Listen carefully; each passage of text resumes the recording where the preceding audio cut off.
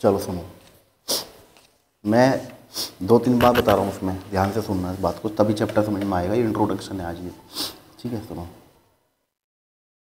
जैसे मान के चलिए एक पार्टनरशिप फर्म के अंदर हम 2 पार्टनर मान के चलते हैं, साझेदार।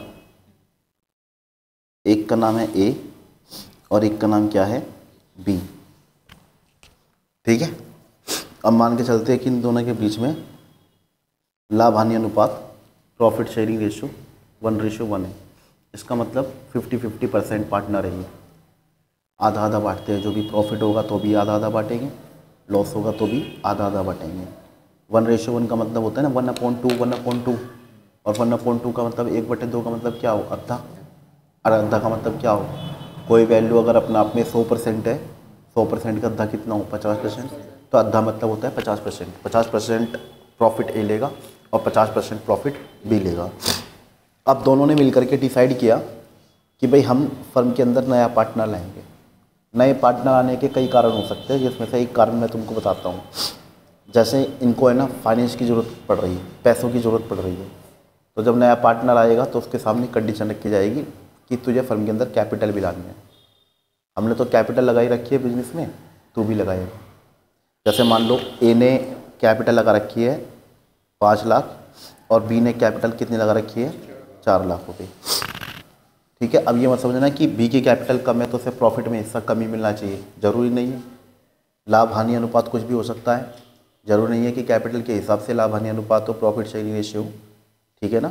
चलो, दोनों ने मिलकर डिसाइड किया कि हम एक नया पार्टनर फर्म में लेकर के आएंगे, जिसका नाम क्या है, सी है।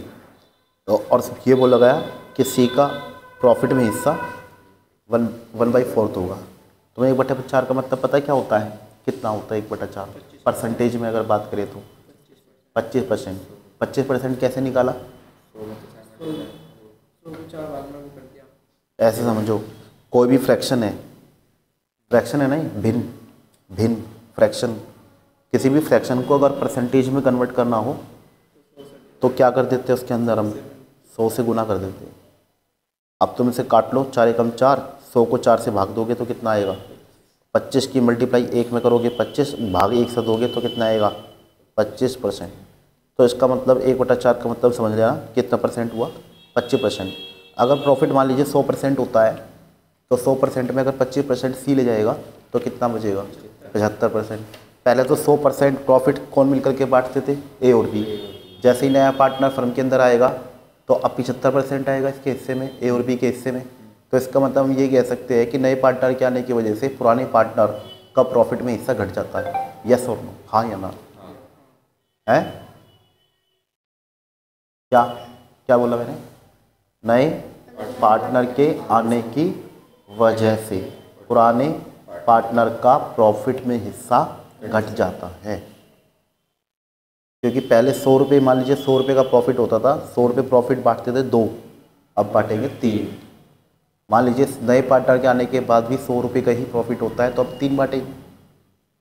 कम हुआ कि नहीं, किसका प्रॉफिट में हिस्सा घटा, ए का भी और बी का भी। जिस पार्टनर का प्रॉफिट में हिस्सा घट गया नए पार्टनर के आने की वजह से, उस पार्टनर को बोलेंगे हम सैक्रिफाइसिंग पार्टनर। क्या नाम देंगे हम, सैक्रिफाइसिंग पार्टनर। क्या बोलेंगे, बलिदान। सैक्रिफाइस को हिंदी में क्या बोलते हैं, बलिदान करना या त्याग करना। इन्होंने त्याग किया है, बलिदान। तो सैक्रिफाइसिंग पार्टनर कौन होंगे, यही होंगे, ए और बी होंगे, दोनों ही होंगे। और जिस रेशो में घटा इनका हिस्सा, जिस परसेंटेज से घटा इनका हिस्सा, उस परसेंटेज को, उस रेशो को बोलेंगे सैक्रिफाइसिंग रेशियो। क्या बोलेंगे, अच्छा मैं तुमको एक चीज़ बताऊं, इस चैप्टर में एक बात खास ध्यान रखनी है तुमको। जब भी नया पार्टनर फर्म के अंदर आएगा तो 2 चीज़ मंगवाएंगे उससे हम, एक तो कैपिटल मंगवाएंगे यानी पूंजी मंगवाएंगे, और दूसरा उससे मंगवाएंगे गुडविल में हिस्सा। गुडविल में हिस्सा क्यों मंगवाएंगे, एक बात बताइए, हमारी फर्म की कोई ना कोई गुडविल होगी। जब हम कई साल से बिजनेस कर रहे हैं तो पार्टनरशिप की फर्म के अंदर गुडविल जनरेट हो गई होगी, गुडविल बन गई होगी। आज अगर ये फर्म को बेचेंगे तो गुडविल के साथ बेचेंगे, गुडविल का एक्स्ट्रा पैसा आएगा और ये पैसा कौन बांट लेंगे? ए और बी बांट लेंगे ना। तो ये गुडविल किसने कमाई? किसकी मेहनत से कमाई गई? ए और बी की मेहनत से। अब नया पार्टनर फर्म में आएगा, मैं तुम्हें एक बात बता दूँ, एक नियम है, जब भी नया पार्टनर फर्म के अंदर आएगा, जैसे ही एंट्री करेगा तुरंत तुम्हारी पार्टनरशिप फर्म के अंदर जितनी भी एसेट्स है, संपत्तियाँ हैं, सब में उसका अधिकार आ जाएगा। और गुडविल भी बिजनेस की क्या होती है? एसेट। मान के चलिए वो आ जाए, अब तो एडमिशन है, एक ना एक दिन फर्म को हो सकता है छोड़ के भी, तो रिटायरमेंट भी होगा। हमारे में एक चैप्टर और भी है, एडमिशन के बाद हम क्या पढ़ेंगे? रिटायरमेंट। क्या पढ़ेंगे? जब कोई पार्टनर फर्म से रिटायरमेंट लेता है ना, तो वो ये कहेगा मेरा हिसाब करो, तो उसके हिसाब में उस फर्म की गुडविल की वैल्यूएशन की जाएगी उसकी, और वो न कहेगा कि मेरा गुडविल में हिस्सा भी है, मुझे गुडविल में हिस्सा दो। सपोज कीजिए कि वो 10 दिन बाद कहने लगे, आज आया और 10 दिन बाद कहने लगे क्या मेरा हिसाब करो, मैं तो चलूँ, रिटायरमेंट ले रहा हूँ। ऐसा होता नहीं है। मान लो ऐसा, तो मैं समझाने के लिए एक बात बता रहा हूँ कि मान लो ऐसा, तो वो पता क्या मांगेगा? गुडविल में हिस्सा। तुम्हें गुडविल में हिस्सा देते हुए जोर पड़ेगा कि नहीं पड़ेगा अंदर से? क्यों पड़ेगा? क्योंकि तुमने कमाया, ले कोई और गया। तुम्हें इस बात का पता है ना? पता होना चाहिए। जब भी कोई पार्टनर फर्म से रिटायरमेंट लेगा तो वो क्या मांगेगा? गुडविल में हिस्सा। और कमाया किसने था? ए और बी ने। सही बात है। तो तुम्हें जोर ना पड़े, इसलिए तुम पता क्या कहोगे उसे? कह रहे कि देख हमारी फर्म की कोई ये गुडविल है और तुझे हमारी फर्म का पार्टनर बनना है, तो कैपिटल तो तू ला ही रहा है, और जब तू फर्म को छोड़ के जाएगा तो कैपिटल भी लेके जाएगा अपनी, गुडविल में हिस्सा भी मांगेगा, और गुडविल हमने कमाई तेरे को कैसे दे दे? तेरे को अगर गुडविल में हिस्सा चाहिए जब तू जाएगा तो तुझे पहले गुडविल में हिस्सा लाना पड़ेगा। समझे नहीं? गुडविल में हिस्सा लाना पड़ेगा, और जैसे ही ये लाएगा गुडविल में हिस्सा, कौन बांट लेंगे आपस में? ए और बी बांट लेंगे। अब बताइए, अगर फ्यूचर में, भविष्य में ये फर्म को छोड़ के जाना चाहे, जाओ, क्या दे दे? क्या मांगेगा फिर वो? गुडविल में हिस्सा मांगेगा। सी दे दो। तुम पे जोर पड़ेगा? क्यों नहीं पड़ेगा? क्योंकि उसने पहले ला के दे दिया था। तो पता है गुडविल में हिस्से को इंग्लिश में क्या बोलते हैं हम? Premium for goodwill. For goodwill. तो नया पार्टनर फर्म में दो चीज़ लाएगा, एक तो कैपिटल और एक क्या लाएगा? Premium for goodwill. Premium for goodwill. तो मैंने तुमको 2-3 बात बताई। नया पार्टनर फर्म में आएगा, उसका कुछ ना कुछ प्रॉफिट में हिस्सा होगा, साथ में 2 चीज़ लेकर के आएगा, एक कैपिटल और एक प्रीमियम फॉर गुडविल लेके आएगा। और नए पार्टनर के आने की वजह से, अच्छा ये तो कहलाएगा न्यू पार्टनर, ये क्या कहलाएगा? तो फिर ये क्या कहलाएंगे? ए और बी, ओल्ड पार्टनर्स। क्या कहलाएंगे?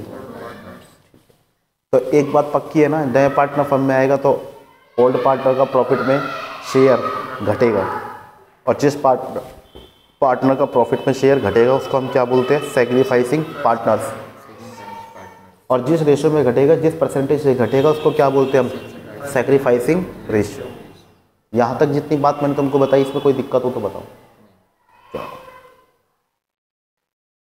ये लो, क्वेश्चन में पता क्या बोलेगा? क्वेश्चन में पूछ लेगा हमसे, बताइए नए, अभी तो ए और बी के बीच में रेशियो दे रखा है। क्या दे रखा है? 1:1, ये तो दे रखा है। और क्या पूछेगा क्वेश्चन में? बताइए नए पार्टनर के आने के बाद तीनों के बीच में क्या रेशियो होगा? यानी क्या पूछ लेगा? A ratio B ratio C, ये पूछेगा। यानी पता क्या पूछ रहे क्वेश्चन में? नया लाभ हानि अनुपात, ये पूछेगा। इसको इंग्लिश में क्या बोलते हैं? न्यू प्रॉफिट शेयरिंग, ये पूछेगा। पता है ये 1/4 पार्ट कौन मिलके देंगे? ए और बी, अपने हिस्से में से निकाल के। समझे? तो क्या क्वेश्चन में पूछेगा हमसे? New profit sharing ratio. तुम ये मत कहना कि सर ये तो रहा प्रॉफिट शेयरिंग रेशियो 1:1। हाँ ये है तो, पर ये किसके बीच में है? ए और बी के बीच में। क्वेश्चन में किसके साथ पूछ रहा है? सी के साथ। क्वेश्चन में पूछेगा ए रेशो बी रेशो सी बताइए, तीनों के बीच में क्या प्रॉफिट शेयरिंग रेशियो बनेगा सी के आने के बाद। जैसे सी आया 1 अप्रैल में, पूरे साल सी के साथ बिजनेस किया, 31 मार्च को हम अपने बिजनेस का बनाते हैं profit and loss account, net profit निकल के आया, तीनों बांटेंगे, जिस रेशो में बांटेंगे उस रेशो को बोलते हैं न्यू प्रॉफिट शेयरिंग रेशियो। क्या बोलते हैं? इसको शॉर्ट में हम क्या बोलते हैं? एनपीएसआर। क्या बोलते हैं? एनपीएसआर। तो शुरू करें, ध्यान से सुनो। अभी ये सुनो, अब थोड़ा आगे नीचे बढ़ जाए हम, इसी क्वेश्चन को हम कंटिन्यू करते हैं। कितने पार्टनर फर्म के अंदर? ए और बी, 1:1। नया पार्टनर फर्म में कौन आ रहा है? सी। कितने हिस्से के लिए आ रहा है? 1/4 शेयर के लिए आ रहा है, 1/4 हिस्से के लिए आ रहा है। क्वेश्चन में क्या पूछ रहे हैं? नया लाभ हानि अनुपात बताइए। क्या पूछ रहा है? New profit sharing ratio. इसकी कैलकुलेशन करके दिखाता हूँ मैं तुमको, ठीक है? करें सो।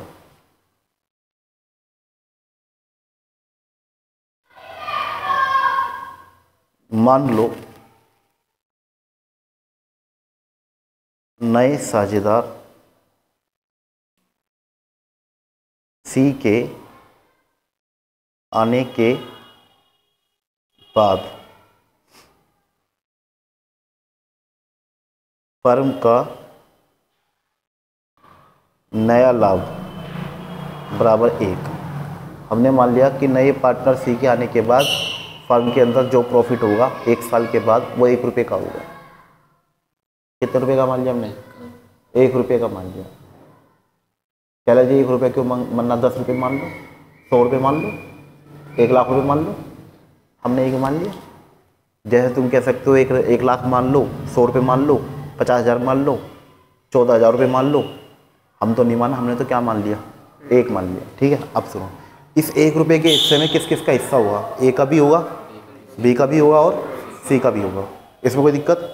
चलिए थोड़ा इंग्लिश में लिखूँ मैं, अगर इंग्लिश में चले तो बोलो। ठीक है, सुनो, इसी लाइन को इंग्लिश में क्या मान लो को इंग्लिश में बोलते हैं let. Let total profit of new firm B. Let के साथ क्या वर्ड लगा लेते हैं हम लास्ट में? बी। कितने रुपए का मान लिया हमने? 1 रुपया। कौन आया फर्म के अंदर? सी। तो दूसरी लाइन, ये तो पहली लाइन होगी, ये दूसरी लाइन तुम्हें याद रखनी है। सी इज एडमिटेड फॉर, सी फर्म में आ रहा है, आने को क्या बोलते हैं हम? एडमिटेड। कितने भाग के लिए आ रहा है फर्म के अंदर में? 1/4 भाग के लिए आ रहा है। अच्छा, तीसरी लाइन क्या याद रखनी है तुम्हें? Remaining share. रिमेनिंग शेयर का मतलब बचा हुआ शेयर। फर्म का टोटल प्रॉफिट हमने कितना माना? 1। एक काम करो, इस 1 रुपये में 1 में सी का भी हिस्सा है कि नहीं है? सी को निपटाओ पहले। मैंने कहा तू ले पहले। मतलब मैं तुमको ये बता चुका हूँ, सी 1 अप्रैल में आया है, पूरे साल बिजनेस किया है, पूरे साल बिजनेस करने के बाद फर्म को कितने का प्रॉफिट हुआ? 1।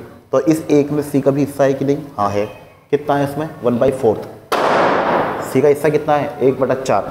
तो पहले एक काम करते हैं, हम सी को निपटाते हैं। कहला सी तू ले पहले 1/4। तो हमने क्या किया? सी को दे दिया। माइनस करूँ कि प्लस? माइनस। तो 1 में से 1/4 घटाएंगे, कितना बचेगा? मैं तुमको ये सिखाता हूँ कैसे सॉल्व करते हैं।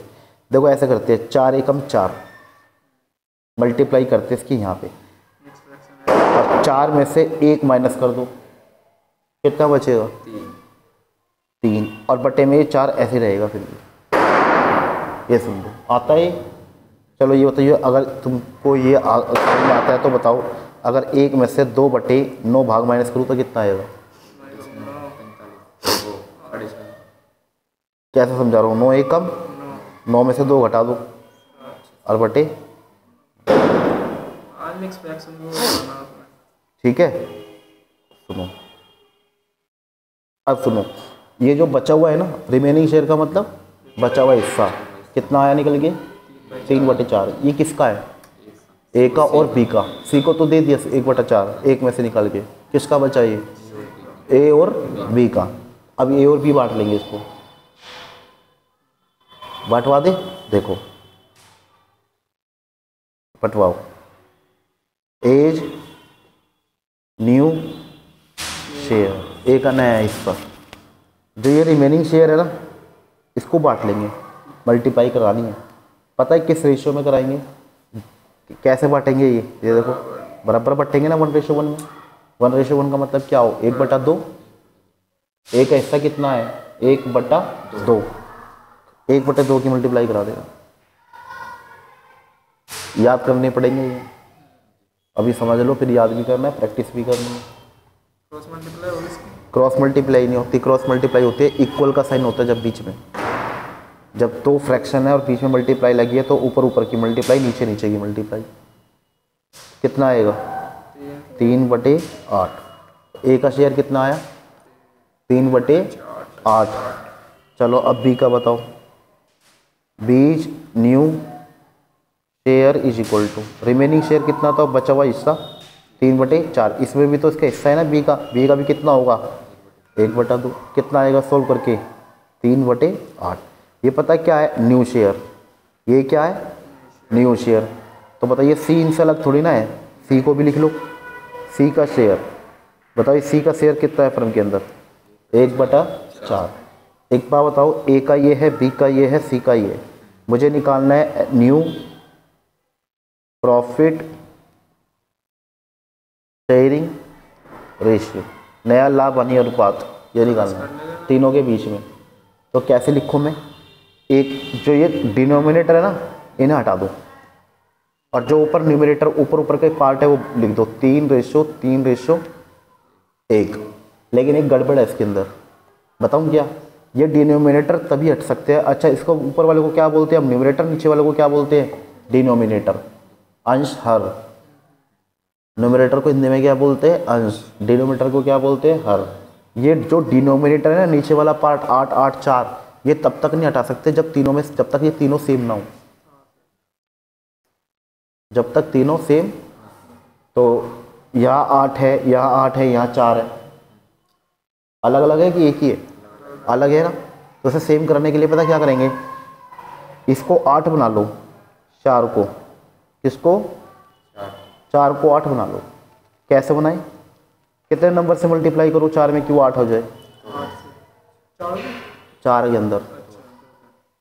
अगर ध्यान रखना है किसी भी फ्रैक्शन में डिनोमिनेटर में अगर 2 से मल्टीप्लाई कर रहे हैं 8 बनाने के लिए, तो ध्यान रखना ऊपर भी 2 से ही करनी पड़ेगी, सेम नंबर से ऊपर नीचे मल्टीप्लाई करनी पड़ेगी, वरना फ्रैक्शन की वैल्यू चेंज हो जाएगी, चेंज नहीं करनी। देखो अब कितना आएगा ये 2/8। अब बताओ क्या आंसर होना चाहिए, अब ये 8 हट जाएंगे तीनों, ऊपर के लिख दो बस 3, 3, 2। कितना आया 3, 3, 2। ये आंसर होगा।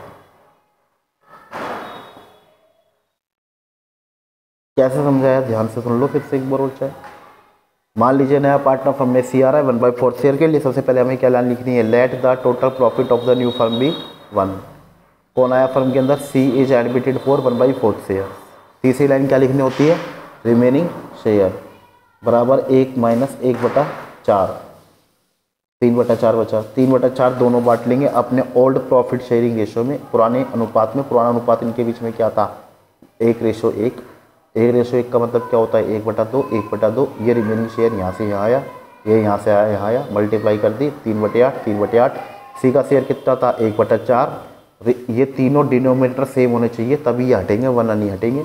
इसे पूरा सेम करने के लिए ऊपर नीचे से कितने से मल्टीप्लाई कर दी 2 से, 2/8। जैसे नीचे 8 हो गया, सारा 8 हटा देंगे, ऊपर का लिख देंगे 3, 3, 2। ये आंसर हो जाएगा।